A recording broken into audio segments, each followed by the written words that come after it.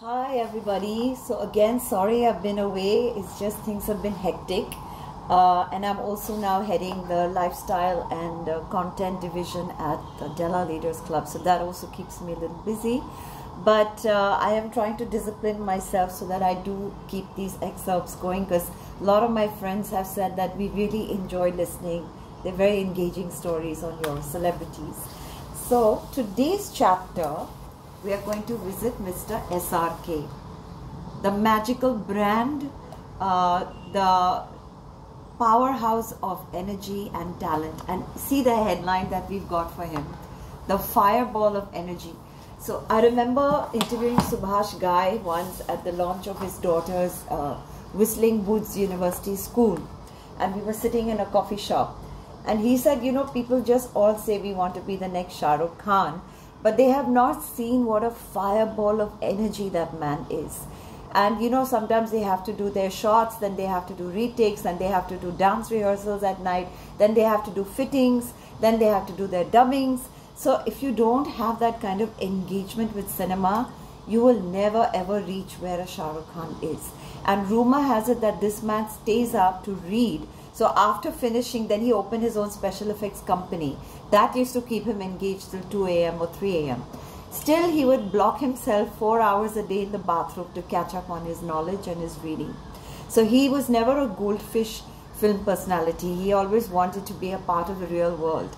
And this is the most endearing quality in Shah Rukh that I came across when over my years of meeting this man. That he never says, I'm this super brand. He says, in fact, when you become a super brand, you're working for your own brand. And if you're not good enough, your own brand will fire you. These are some of the amazing things that he has said to me. So I will start by telling you a little bit about the photographs.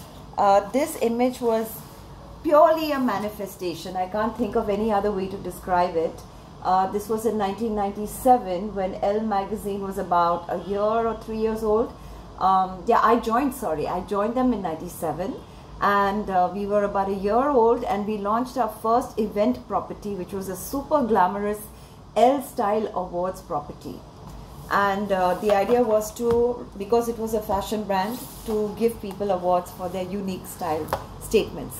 And my dream was, because I'd met Shah Rukh over the phone for Elle magazine, and in fact I'll tell you that story after I get into the introduction to the chapter.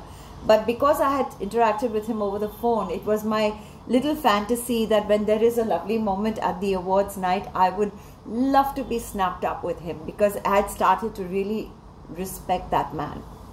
And before that, I was this typical South Bombay snob girl who would not have ventured out to meet him at his locations like Film City. I actually turned him down. So I'll get into that story.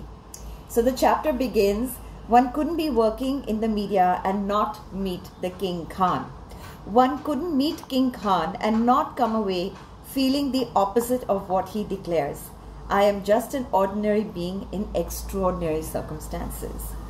What makes Shah Rukh Khan a peculiarly apt icon for our time is the kind of balancing act that he represents. He truly has it all today: the stable wife, a son and daughter, a production house, a mansion on Carter Road, and a personality that still enlivens, uplifts, and inspires. The world has forgotten that if he values these treasures today, it's because his adolescence was filled with the travails of a middle-class life, a life with a handsome Pathan father who veered between a career in politics and running a tea stall, a mum who always knew her little Shehzada was meant for great things, but who sadly never lived to see that greatness. In 97, when I was writing with Elle, I was discovering a world where men were increasingly fickle and fearing commitment. And due to the so-called availability of women, sans any strings attached, relationships were increasingly becoming a game of hit and MS, hit and miss. A lot of my stories back then revolved around the seismic shift which disturbed my inner fairy tale greatly. I have since realized the fairy tale has flipped over, and women are rescuing men financially, spiritually, emotionally, because somewhere the universe is making the female and not the male a major social protagonist. Now, to get into the story, I had to reach Shah Rukh for a Valentine's special where I was very cynical about the account that was around socially, that he was so infatuated with Gauri that he literally followed her to the ends of the earth.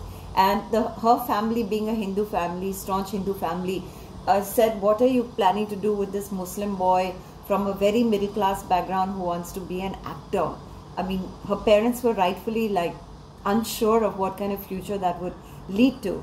So I left a voice message for Shah Rukh because I needed his quotes on this really unreal love story in a very cynical, dark age.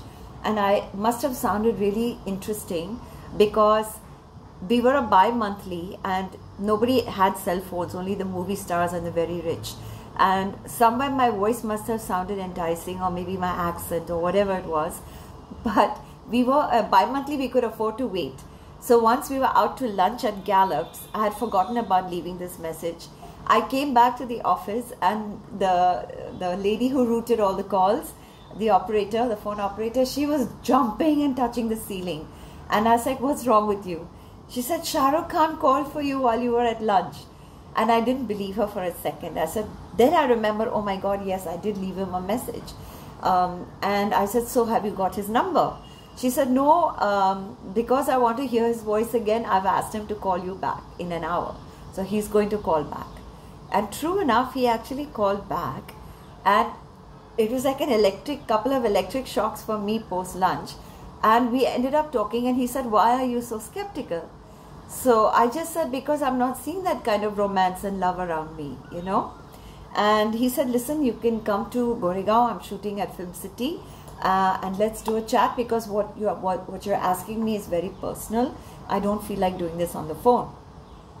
Now, most reporters, most writers would jump at an opportunity to meet SRK in person. But because by then I had done a few film interviews, I knew Film City could be pretty scary because they had very heavy security measures, particularly against media. So it wasn't the most media-friendly place to be in. Plus, you would have to take the local train if you wanted to get there in record time. So I declined. I said, no, can we please do this over the phone? I literally only need a quote from you. So I had to chase that up like he said, fine, we'll talk in the evening. Chase that up until 11 o'clock in the night. And then once we got talking, he wouldn't stop telling me how infatuated he was with Gauri. Then his first memory of Gauri was of her coming out of a car in a short denim skirt and he was viewing her from the back. And I think he found her butt really cute. And then she was entering into this party. And somehow he couldn't get over Gauri. He found her really sexy and hot.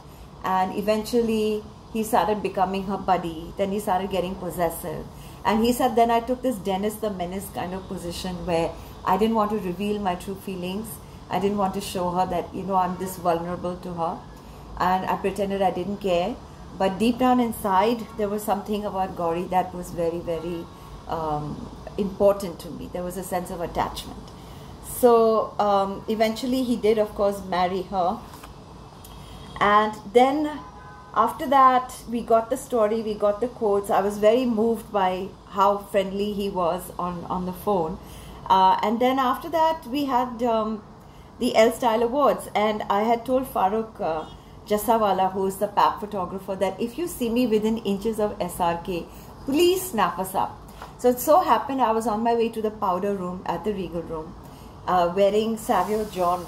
My editor at that time, Mirja Shah, she had Savio dress us up because they were very particular, being a fashion magazine, that we should all look decent.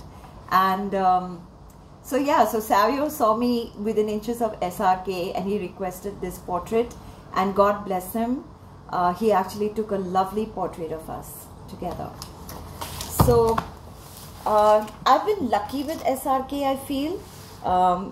He's given me some wonderful insights into cinema. Like, I remember when he had done Ravan and he was a bit angry that Ravan was not given its due appreciation, and he was introducing very sophisticated special effects into the movies. Plus he had brought special effects technology and skilled workers from different parts of the world so that Indian cinema could evolve. So when we met at that time, there were also a lot of rumors about him and Priyanka. So he was sitting in this very, very large boardroom at the head of the boardroom with his sunglasses on, and he looked like Don, just like his character Don. and the room was full of smoke. So I literally felt I'm in the company of mafia. And I had to somehow get a sense of what his feelings were for Priyanka, which was told to us by the PR company handling that gig, that you cannot ask him about Priyanka. So all I did was say, what do you think of the present generation and actors like Priyanka Chopra? And he came back with a very diplomatic answer saying, today's kids are hyper evolved and they know their craft far better than we did when we were debutantes. Now, Shah Rukh Khan being Shah Rukh, I remember once we were at my boss editor Ruchika and me, we actually went to attend an adda that was held by the Indian Express at Olive Restaurant. And Shah Rukh was in his element. That man loves people. You could actually see his aura expand in front of people. And this adda was not journalism. It wasn't like awestruck people. It was sensible achievers, professionals, lawyers, bankers, doctors, you know, they were all in the audience and they were asking the questions and all standing up. And the energy was so infectious. So I took a chance to put down something he shared where, you know, people asked him, do you sometimes fear that you might fail? And Shah Rukh was acutely aware of how fickle entertainment is. Because I also put this question to him in person, that Vivek Mehtani, who he first stayed with, who's a friend of his when he was new to Bombay, Vivek Mehtani had told me this at a Bombay Gym bar night, that if you put any Khan name in front of a producer, you will get funding for the movie. So I said, Shah Rukh, that makes you very powerful. He said, I don't see it that way actually. I think power shifts in our business. It's constantly moving from personality to personality. So you can't afford to be complacent about being so-called powerful. But the one thing I will say is that 20 years on in the business, you are in a position to choose. That is the only so-called power that I would say I have, which I thought was really grounded and humble. And there's another famous quote by SRK, which I think is also a demonstration of his life philosophy, which is, जब आपके दिल सच्चे प्यार से कुछ चाहता है तो पूरे कायनात उसे आप तक लाने को मजबूर करता है, which is the manifestation law, that if with a true heart you really want to manifest anything, the whole universe conspires to bring it to you. And I have a feeling all my manifestations with SRK came from that space. Once I remember I was attending this variety awards when I was at L'Officiel, and these invites used to come to me by the dozen and most of them went into the bin. But this one somehow I took seriously. Variety awards sounded very credible, and unfortunately my date was, fortunately actually, date was so late. By the time we landed at the occasion, I had to sit on a front table. Of course, they respected L'Officiel a lot. They put me on a table and the lady there said, well, you're a little late, so now we're going to put you next to Shah Rukh Khan. And it was my dream, because I had just come back from Scotland and done a course in creative writing. I was working on my novel Bollywood on the Bend, my first novel. It was my dream to have something unique on Shah Rukh Khan. I didn't want to just regurgitate quotes that people already had from him. So suddenly I find myself sitting next to Shah Rukh, and when I handed over my business card, he just said, we spoke on the phone at, when you're at L, right? No, then I was at L'Officiel. He said, we've spoken on the phone some 5-6 years ago. And that for me was like a little inner earthquake. Like, that humility was so moving, I can't tell you.